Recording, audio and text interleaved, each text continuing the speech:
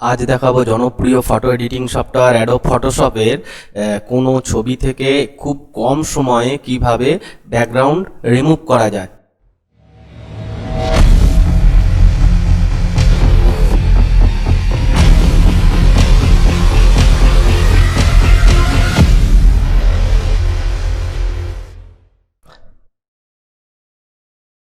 Background যে layer আছে এই লেয়ারটাকে লকটাকে আনলক করে দেবো।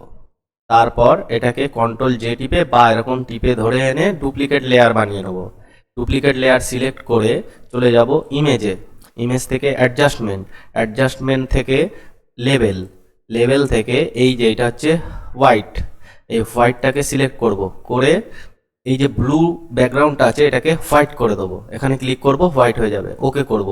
ওকে করার পর আবার চলে যাব ইমেজে, আবার অ্যাডজাস্টমেন্টে আসবো। আসার পর এখানে দেখুন ডিস্যাচুরেট কন্ট্রোল শিফট কন্ট্রোল ইউ টিপলে ডিস্যাচুরেট সিলেক্ট হয়ে যাবে। হওয়ার পরে যাব সিলেক্ট, এই যে সিলেক্ট মেনুতে আসার পর এখান থেকে চলে আসবো সাবজেক্টে ক্লিক করব। করলে এটা সাবজেক্টটা সিলেক্ট হওয়ার জন্য কয়েক সেকেন্ড সময় লাগবে। এটা সিলেকশন হবে, দেখবেন এই যে সিলেকশন হয়ে গেছে। হয়ে যাওয়ার পর আবার যাব সিলেক্টে যাওয়ার পর এখান থেকে একদম নিচের দিকে আসবো, এই নিচের দিকে না মানে ওপরে, এখান থেকে নিচে আসবো। এই যে শিফট কন্ট্রোল আই টিপলে ইনভার্স, এখানে লেফট ক্লিক করে দেবো। ইনভার্স করে নিলাম।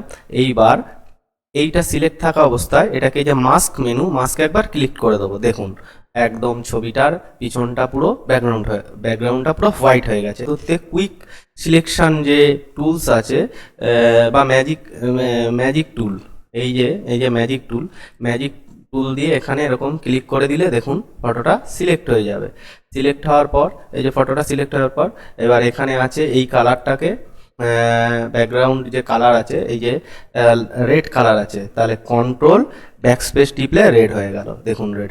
এবার এই যেগুলো মাঝখানটা সিলেকশন হয়নি এখানটা এটা টিপে দেবো, ফের কন্ট্রোল ব্যাকস্পেস সিলেক্ট হয়ে গেল। ফের এখানটা একবার ক্লিক করে দিয়ে ফের কন্ট্রোল ব্যাকস্পেস সিলেক্ট হয়ে গেল। দেখুন কত সহজে ব্যাকগ্রাউন্ডটা চেঞ্জ হয়ে গেল। এবার এখান থেকে কন্ট্রোল ডি টিপে সিলেকশন করে নিলাম। আশা করি দেখে কিছুটা শিখতে পারলেন। ভিডিওটা ভালো লাগলে অবশ্যই like, share and comment. Bye bye.